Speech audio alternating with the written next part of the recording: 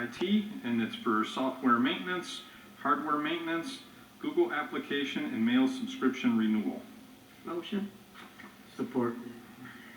Okay, I have a motion by Councilwoman Pat, supported by Councilman Bazura. Is there any questions? If not, all those in favor say yes. Yes. All opposed say no. Motion carries. Mr. Chairman? Oh, is there? I'm sorry. Mr. Chairman, suggestion is that people struggling to see the contact, go directly to the city website, or get lines from the video.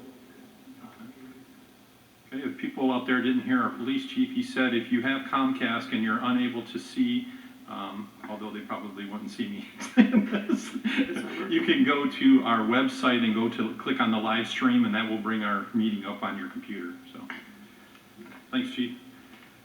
Item 6.45 is a motion to receive and file TIFA approval of Michigan Custom Signs sole source to repair the digital communication software for the Taylor Sportsplex Telegraph Road LED sign for an amount not to exceed $2,665.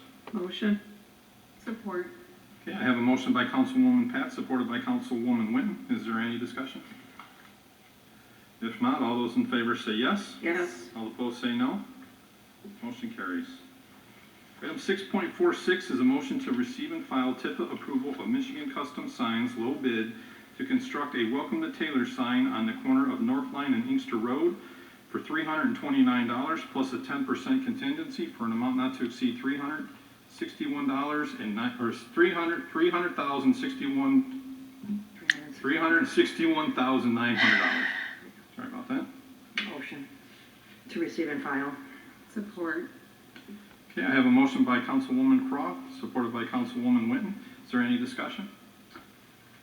Clerk Bauer? I know there's a, came in through the internet.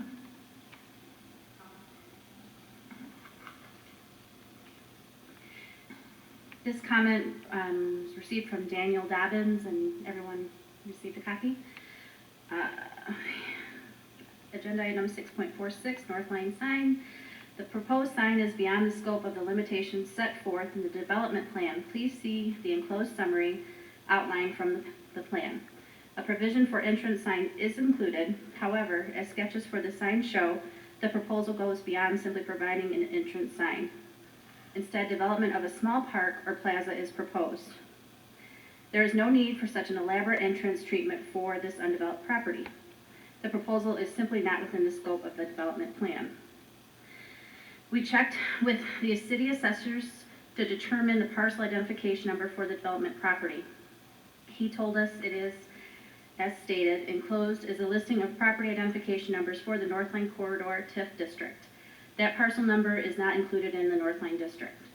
A similar tax ID number was included in the financing plan, and the development property might have been split from a parcel originally included in the district. If that is the case, then why wasn't the development plan amended to include new parcels created by split? And who are the beneficial owners of the adjacent parcels? Finally, if the sign is built, who will be responsible for maintaining the grounds around it? These are questions that need to be addressed to TIFA. Based on 1, project scope exceeds development plan authority, and 2, development parcel not included in TIF finance plan, my recommendation is that a motion to receive and file the agenda item 6.46 be denied. Does anybody else have any questions? I got a question. Just in this scenario, whoever would like to answer this, Mr. Mayor. If, in fact, the situation that we're confronted with, basically, the answer, or it should be considered and reviewed, if it would be by TIFA, correct? Mr. Chairman. You know what I'm saying, as far as they have made the decision to spend the money, so therefore, all actions that are taken, if it wasn't right, would have to be answered by TIFA, correctly? Mr. Chairman, if there was a problem as was suggested, it would have to go back to TIFA for reconsideration. That is correct. But as I stated in the email to City Council, this property is actually, I believe it was in 1998, it was acquired by TIFA. So not only is it in a TIF district, it is owned by TIFA and not the City of Taylor. I don't remember the exact price, Jason. $830,000 and some change, plus or minus. And I think it's important to address Mr. Dobbins' concerns. I disagree with his statement that it exceeds the scope of the plan. There are several sections of this plan that it addresses clearly: the welcome signs, entrance enhancements. There's a couple of other sections that talk about streetscape, and I think if you read some of the sections within this plan, that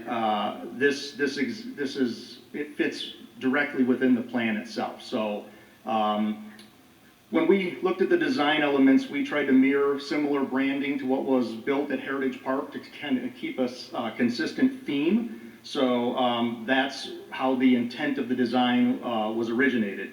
In terms of his question of who will maintain it, it will be the City of Taylor Building and Grounds that will maintain it. It's a pretty low maintenance design. There will be underground irrigation in the plant beds themselves. So other than trimming and some snow shoveling and plowing, which will be required because the next phase will be a sidewalk installation along Inkster. That was brought to this body a few meetings ago. I believe the engineering work is being done at this time. So there will be additional phases for the site itself, because I think I included in the email some of the challenges with that piece of property to make it more marketable. It is the single largest parcel that is available in the City of Taylor. So we think it's a pretty important parcel, and we want to find the right fit for it. Mr. Chair. Mr. Mayor, you had talked about the Guido's group, maintenance, or whatever you want to call them, taking care of all of that.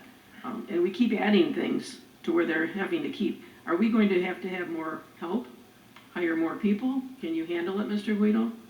Mr. Lynn?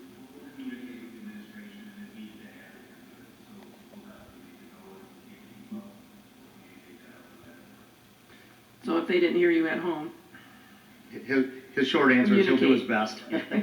Yeah, and that is a concern. We have to be sensitive to that. Keeping in mind, Tifa does distribute back to general fund for positions like that, so it will be funded ultimately through Tifa. It'll likely come through Tifa as part of the I don't remember what it's titled, operating expenses, I believe. And so there's a cost allocation that it cannot exceed 15% of the total tax capture. It's roughly a little more than $1 million annually. And that goes into covering our workers for maintaining their properties. A portion of my salary gets allocated, a portion of the Economic Development Department's salary, and for projects like this, a portion of their salary will also be allocated to cover it. Is there any other questions? So obviously it's an incredible amount of money, and you touched on it a little bit, but what's the plan for that area, or why there and why so much? So when we looked at this, there were two things. Back in the 90s, when Northline Road was widened and improved, it was, at that time, the vision was to create a gateway from Metro Airport, so ultimately from Middle Belt to Fort Street. What they really wanted to do was connect the Metro Airport traffic to I-75. So if you go into Southgate at that I-75 interchange, there's this really nice elaborate landscape plan that was designed and installed several years ago there. That was part of that overall vision. This is also considered a major gateway to the Ring Road concept. Now, I realize that that is ultimately still a vision and it's not reality, but this is one of the key intersections of that. So in our conventional wisdom, it was thought that by starting to build kind of a gateway to, not only to Taylor, but ultimately to, downriver from Metro Airport, we will likely present a perpetual easement agreement that will carve out this section of real estate so it stays in our possession in the event that somebody wants to purchase the rest of the property in the future. But what we're really looking for is major brands for that. At one point in time, we had FedEx that was interested. The deal fell through. They went to Louisville, Kentucky. And when you look at some of the big opportunities, the Amazons of the world, this real estate is the closest thing that we have to offer to something like that. So we really want to protect it, enhance it, and market it accordingly. Just real quick, I guess mine's more of an opinion. We Pass the have gavel. Economic Development Department. We pay a yearly subscription to Aerotropolis. I think those are platforms that we use to market things in the city of Taylor. To me, spending $361,000 on a sign to possibly lure people in is just an absorbent amount of money, and I'm not in favor of it. So, Councilman Rennick? Is that corner is the one that Sansa Sunset Vegetables wanted to buy years ago when we sat on the council? Yes. And we visited Canada? Yeah. Didn't they have a lot of problems with actually being able to develop that piece because of where it was? Mr. Chairman, I think there are challenges with this site. There's a county drain that runs through it. There's a overhead power line transformer system that runs through it.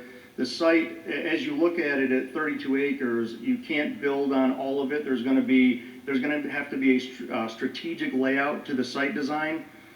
The bigger issue we ran into 10 years ago, it was a company called Master Nardi. They were out of Leamington, Canada. We drove up and toured their facility. They didn't want to pay for it. They wanted it for free and ultimately went somewhere else that would give them the dirt for free. Right. So, and they wanted a tax abatement and they wanted some other things. So it was the administration's decision at that time that when they lined up all the requests, it didn't make sense to partner with them. And I believe they're still in Leamington and they did have a lease agreement with a big warehouse in Romulus for a period of time.